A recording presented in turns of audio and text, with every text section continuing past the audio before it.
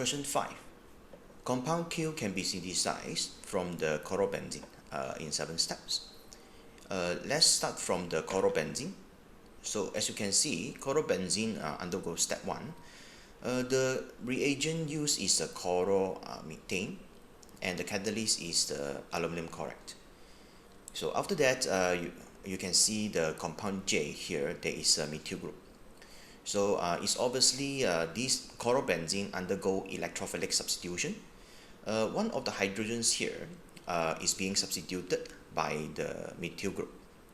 So need to use this catalyst and reagent.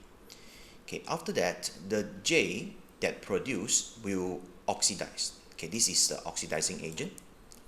And the methyl group now is oxidized to this aldehyde. When you see the CHO means aldehyde, so means something like this. These aldehydes that produce will further react with the others reagent. So means the compound K now will undergo another reaction. Okay, so let's compare the K and the L. So from this aldehyde now is produced the cyanohydrine. This is the reactions that you learn in AS, which we call nucleophilic addition. So I just use the chlorobenzene as R, and so this one is started with the cyanide ion. The cyanide will donate a lone pair to this the carbonyl carbon, which is partial positive, form a CC bond. After that, the pi bonds here break, and it will move to this oxygen, and it will form the oxide. So the oxide will get protons from HCN. So the CH bond will break, and this bonding pair will move to the carbon, and the cyanide regenerate. So eventually it will form the cyanohydrine and of course the cyanide. So cyanide is a catalyst in this reaction. So again, from the K to L, so now we know is a nucleophilic addition. And from L to M now. L to M, so we compare these two groups. Okay, this is the groups that change from the nitrile to the carboxylic acid. So it's clearly showing that this nitrile is undergo hydrolysis. So means the CN triple bonds here break. So this one will nitrogens it will form ammonia. The carbons here will form the COOH, carboxylic acid. So means it's undergo hydrolysis. It needs the acid solution, right? Okay. After that, from the M, now is produce this M. So this is the new functional group that produced from carboxylic acid now from ester, and the reagents already given, acidified methanol. So obviously this is the esterification. The reaction is the esterification, but when they ask type, you just give condensation. So means for step 5 is a condensation, okay, which this carboxylic acid now is produce ester, okay, with the help of this the acid and the methanol. Okay, after that, from compound N to P, so now this ester group is not changing. So this is a group that changed. So from the OH now is form the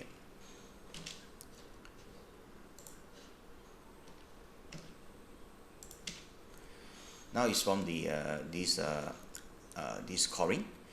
So is clearly showing that is a substitution. So the OH now is substituted by chlorine. So by using this compound, the SOCl2, right? So it's a substitution. And from P to Q, so you need to look carefully here.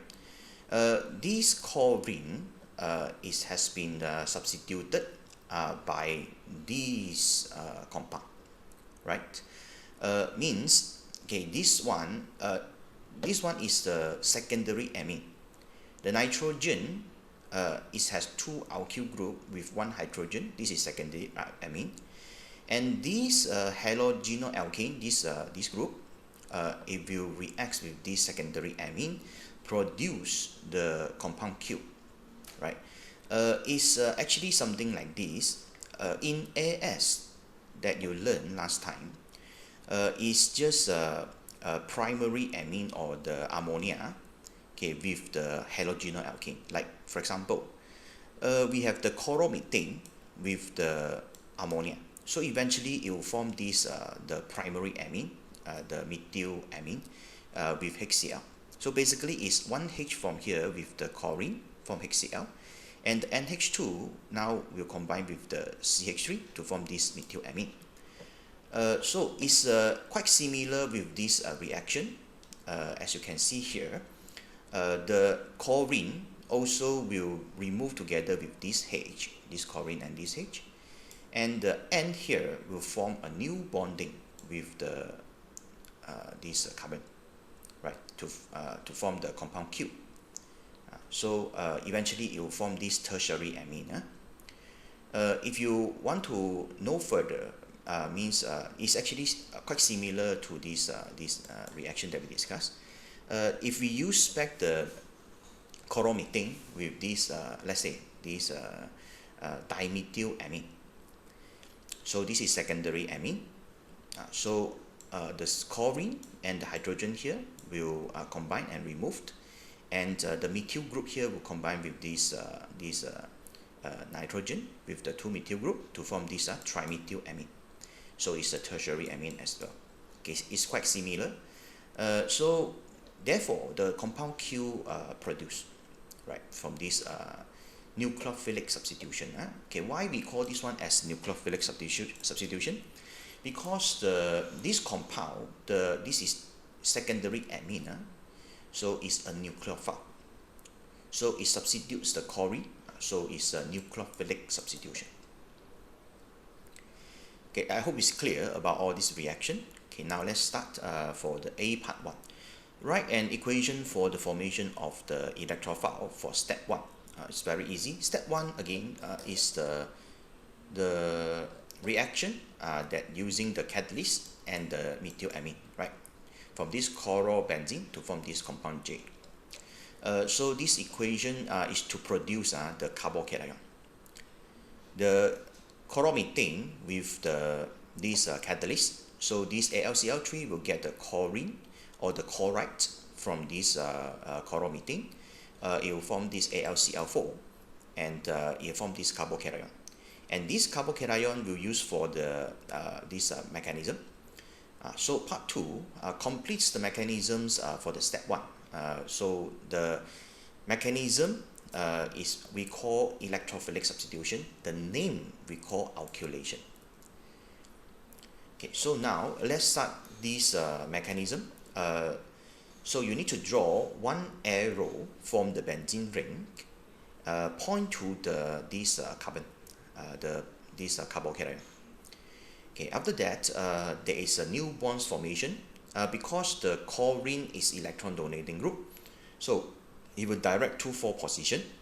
Because the products here is second position, so you just draw the intermediate, which the methyl group is bonded to the second carbon. So, and of course you need to draw the correct intermediate. Okay, make sure you draw the this curved, right, with the positive charge, and it must direct point to this methyl group. Okay, and you need to draw one arrow from the CH bond, okay, and point to the ring, point into the ring to show that this bonds break, and eventually it will produce the hydrogen's ion. And when this bond break, these electrons move back to the benzene ring, or move back to the ring, it will restore the benzene ring. Okay, and eventually it will form this this product, right? Remember to put the H plus here, because the hydrogen is being substituted by this methyl group. Okay, part 3. Step 2 is an oxidation reaction. Construct an equations for the reactions in the step 2. This one is quite easy. First, you need to put this compound, right, and the products which has the aldehyde group. Then, because we know that it's an oxidation reaction, and the methyl group get oxidized. So there are actually two steps. First, the hydrogens are removed, means two hydrogens here removed, combined with the oxygen here to form the H2O. Then the oxygens will add to the carbon, right, to form this aldehyde. So means it's required two oxygen. So you just need to give the equations like this. Okay, part 4. Suggest reagents and the conversions for of the K to M. So K to M again. Okay, K to M. So from this step 3 and step 4. Okay, step 3 again, we need to use two reagent. So which is a cyanide and HCl, right? Because they're involved in the mechanism. So this is step 3. Step 4 is very easy, it's hydrolysis, right? So again, from K to L, because it's from cyanohydrine, so it needs the cyanide and HCl. From L to M is just required this acid solution because it's hydrolysis of nitrile, right? Okay, so therefore the answer is this. Okay, so the step 3 is the hydrogen cyanide and the KCN. KCN is to produce the cyanide, yeah? And step 4, you can give any acid solution because as long there is acid, right, the hydrolysis will happen. Okay, so for this part, identify the type of reactions that occur in step 5. Step 5 is the acidification, but we normally don't really name acidification because it's as type. So so the type of reaction is condensation for this M to N, right, to form ester. Okay, step 5. So it's condensation. Try not to give the acidification. Okay, or in the mark scheme, actually there is another one, addition elimination. You guys better just put condensation. Okay, so for this next part, step 7, the last step, take place when the P is heated with a weak base such as this potassium carbonate. Okay, so from P to Q is using this compound again, right, and using this potassium carbonate to form the Q. Suggest why strong base such as the sodium hydroxide is not used in the reaction. This is quite easy actually. We not really use the sodium hydroxide because when we use sodium hydroxide with heat, the ester bond will undergo hydrolysis, means it will gone, means it will not produce Q. So therefore only answer is this. Sodium hydroxide, okay, would hydrolyze the ester group. Okay, next, Q is an optical compound, means Q is optically active. Okay, let's look at the Q. So if it's optically active, means it must be at least one chirocarbon there. Because when there is a chirocarbon, it will form the mirror images, which they are non-superimposable, or we call enantiomers. Right, so from this structure, we know that there is one chirocarbon here, right, this carbon. So this carbon got one hydrogen, so one group, two group, three group, right? So means total 4 groups. So means Q has a chirocarbon, yeah, so it's optically active. Okay, explain meanings of optically active. So you cannot really just say that it has one chirocarbon. So optically active, yes, it has chirocarbon, and you need to explain why or the meanings of optically active. Optically means light. So optical means some things that relates to light. So the substance that able to rotate the plane polarized light. That's we call optically active. Okay, something like this. Let's say now we have a light source. in all direction. So it will pass through the polarizer. Normally it's a slit. After pass through the polarizer, the light will just travel at one direction, and this light we call polarized light, it will pass through the chiral compound that we mentioned just now. So means the compound with chiral carbon, and this polarized light, it will be rotated by this compound. If it's not chiral compound, means the directions it will be the same. It won't get rotated. So after that, we will measure the angle of the rotation, right? So this is the one we call optically active. Means if you rotate the light, the plane polarized light to certain angle, right? So this we call optically active. Okay, next part. Give two reasons why it might be good to synthesize a single optical isomer of Q for it to use as a drug. Okay, so for this one is the advantage why we want to synthesize a single optical isomer, because normally it will be a pair of enantiomers, means it will be a positive and the negative these enantiomers. So if let's say we use a single optical isomer, first it will lower the dosage. Okay, if let's say the patient need to take let's say about 100 milligram of this single optical isomer. Let's say it needs to take only 100 milligram of the positive enantiomers or positive optical isomer. Okay, if let's say the drug is a mixture of the enantiomers and the positive and the negative enantiomers, let's say they are 50-50. Let's say 50%. So means in order to make it effective, the patient need to take total 200 milligram of the drugs, because in 200 milligram it will be 100 milligram single optical isomer which used to treat the certain disease. So therefore, if we have the pure single optical isomer, so the patient just need to take 100 milligram instead of 200 milligram. That's the advantage.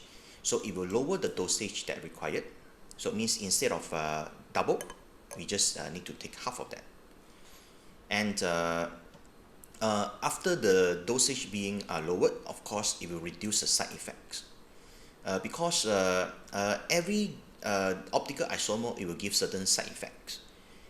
If we take more, means more side effects, right? So reduce the side effects or biological activity of the others enantiomer.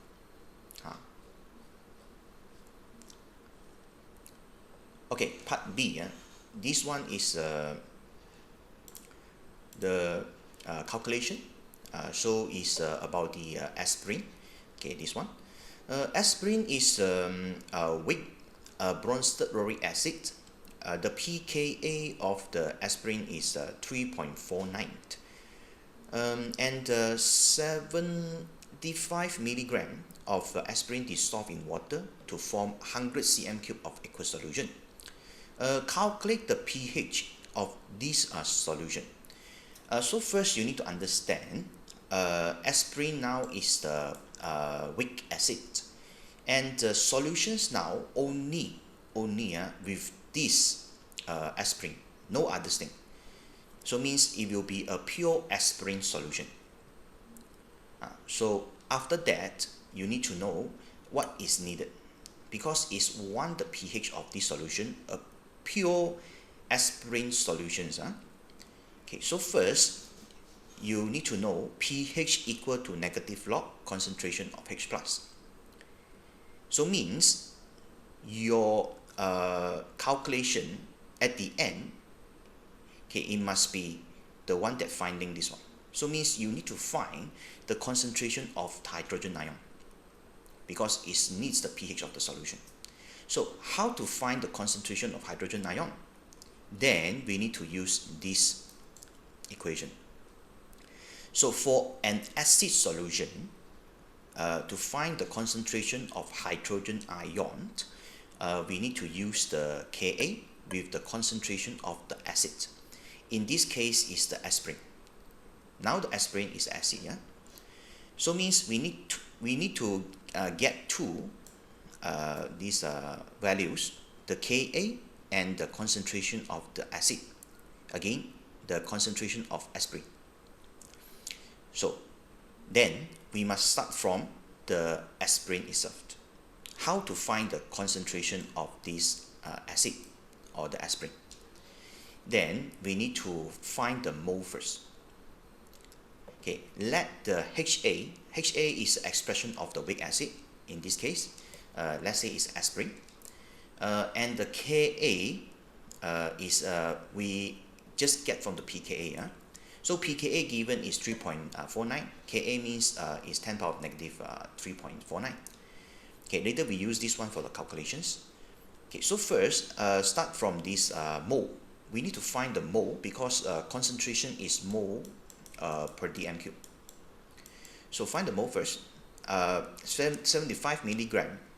So convert to gram times 0.001 over the molar mass given here, 180. So you should get the moles of HA, means aspirin, which is 4.1667 times 10 power of negative 4. Make sure it's 4 to 5 SF, then your answer is more accurate. After that, okay, we get the mole already, then we need to get the dm cube because it's already said that it's 100 cm cube. So means we know that is 0.1 this cm cube, sorry, dm cube. So means the mole here we obtain, so and this is the 0.1 dm cube. So eventually you get this 4.1667 times 10 power negative 3 mole per dm cube. Okay, so this is just the concentration of the acid, the aspirin. Now we substitute this concentration of acid to this equation. Okay, Ka already obtained, and this concentration we just calculate. Okay, so square root, okay, this product, then we will get this 1.1612 times 10 power negative 3. And this is the concentration of the hydrogen ion now. Okay, negative log this, we get 2.94. Right. Okay, the last part, aspirin undergoes acid hydrolysis in the stomach. Give the structure of the organic products for this acid hydrolysis. Very easy. We just look for the ester group.